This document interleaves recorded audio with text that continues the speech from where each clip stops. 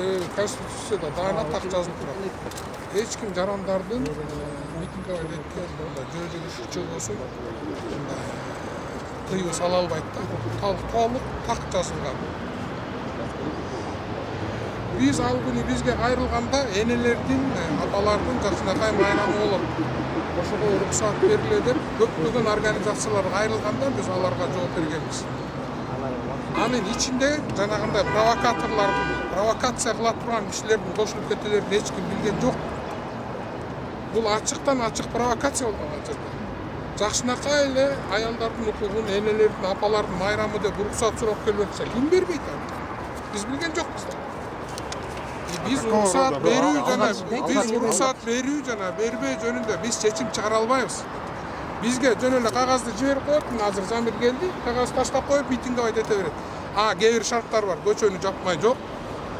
Башка улутка чакырык таштоо, улут арасына араздашууга, бир улутка каршы немеге чыкканга болбойт, жазганга болбойт деген 2-3 гана шарты бар. Калганы боюнча биз эчтеке кыла албайбыз. Бизге мына кагазды берет да кыла берет. Аны мейли уруксат берди. Биз кимге уруксат бердик? Биз эч кимге уруксат берген жокпуз. Биз бергенге укугубуз да жок. Бир митингге тыюу салганга да укугубуз жок, уруксат бергенге да укугубуз жок.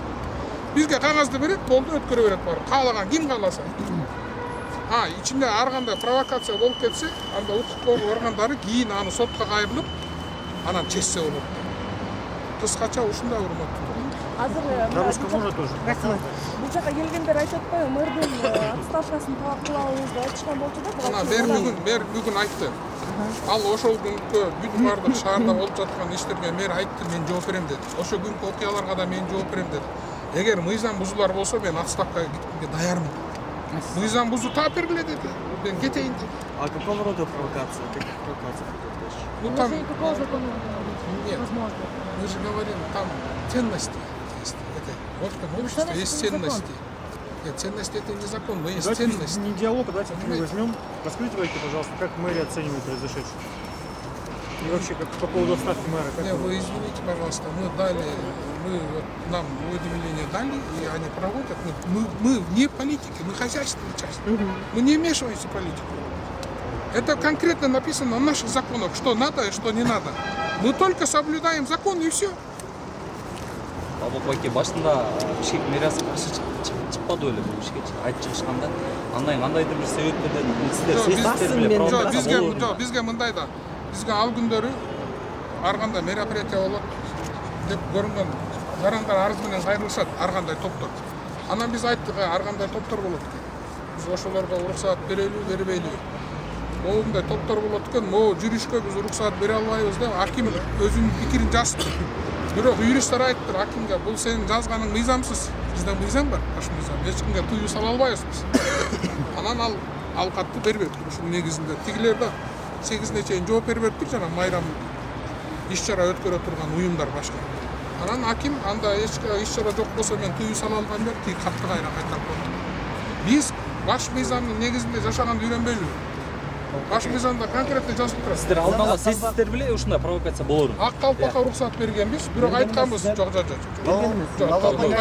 Биз уруксат берүү, бербөө биздин ишибиз эмес, аксакал. Сиз деген жайынан жазып берип коюп эле бар өткөрө бересиз каалаганыңызды. Только Чүй проспектин жаппайсыз да. Провокаторлор кошуп кетип отпайсызбы? Ошолордун жанагындай плакаттарын, аныларын текшергенге, алдын ала текшергенге мэрияда укук бар. Мыйзам жок, мэрия укук жок. Биз текшере албайбыз.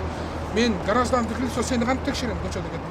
Эми сиздерге билдирип жиберип баягы неме кылып атпайбы? Жок, билдирип жиберип коюп өткөрө беришет. Бирок сезсиздер беле ушундай провокация болорун 8-де? Ой, эмнени сезесиң? Майрам күнү болуп атса, 8 болуп атса, ким сезет? Мен эми 7-синде көз ачык эмесмин. Что можно считать провокацией? Там аякта деген конкретно жазылып турат. Министерстволордун федерация футбол деп турат. Феминистический группа, мен каршы эмесмин феминистический группа. Федерация футболго мен каршы кантышка. Майрамдардын апалардын күнүн өткөрөбүз деп атат. Жакшынакай эле майрам болот деп атат, анан мен аяктан билдим. Что можно считать провокацией? Что можно считать провокацией? Провокацией можно считать.